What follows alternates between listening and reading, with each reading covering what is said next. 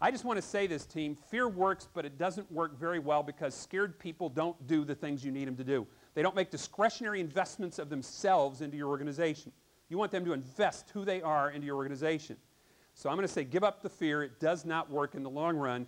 I love the old Navajo Indian expression, when the horse is dead, get off. How many of you believe, show of hands, that most everything in your office could be improved by just a little bit? Show of hands. How many of you believe that?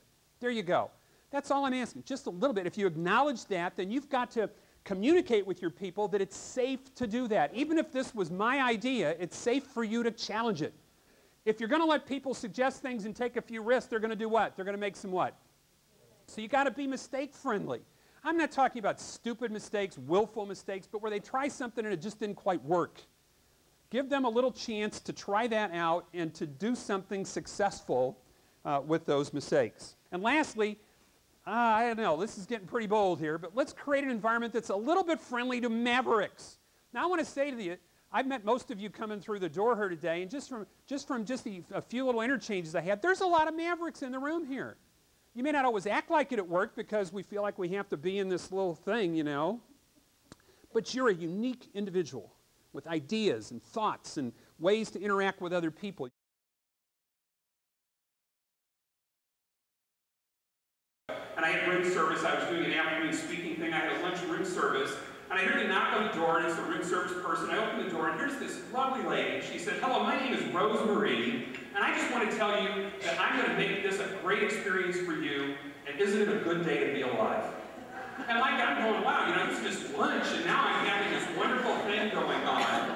She brought it in. She brings out a tablecloth. She's spreading this out. She's making everything so. She said, "You know, I've done this here for 20 years. I've done this work for 20 years, and I just love it. Here's my opportunity to make somebody's life special right in the middle of the day." Now, what's the difference between a waiter who is working in a seafood restaurant, doesn't really like what this company does, doesn't like what he's doing, and this person who's got what many people would say is a menial job, and yet has made a kingdom out of that job? You see the difference between the two. It's a matter of character and values. It's a matter of what you're saying is really important. And it's a matter of defining satisfaction a little bit differently than most people define satisfaction. We live in a culture where satisfaction is so easily defined, isn't it? As narcissism. What's in it for me? What can I get out of this? And I just love the fact that we have a room full of people here saying the opposite of that. That that's not what we're about. That's not what we're trying to accomplish here.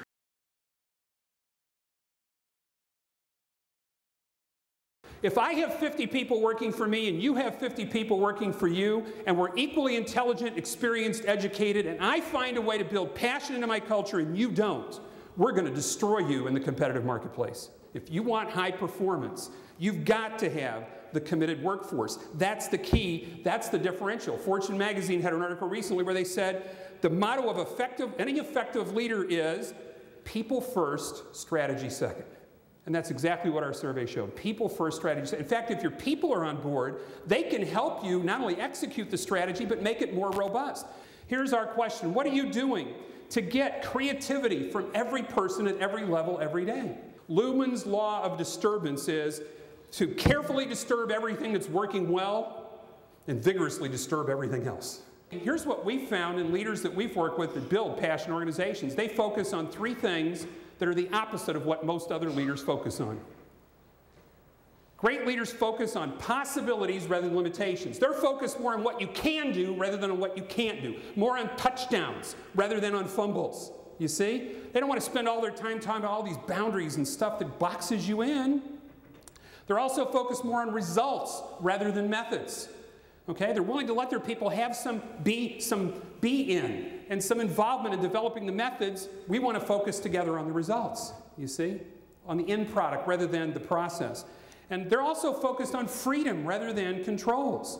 They're saying, we want you to be free to think. You were born creative. I see people that are designing boats and houses and leading private volunteer organizations and everything else, and they have no authority at work. How can that possibly be so?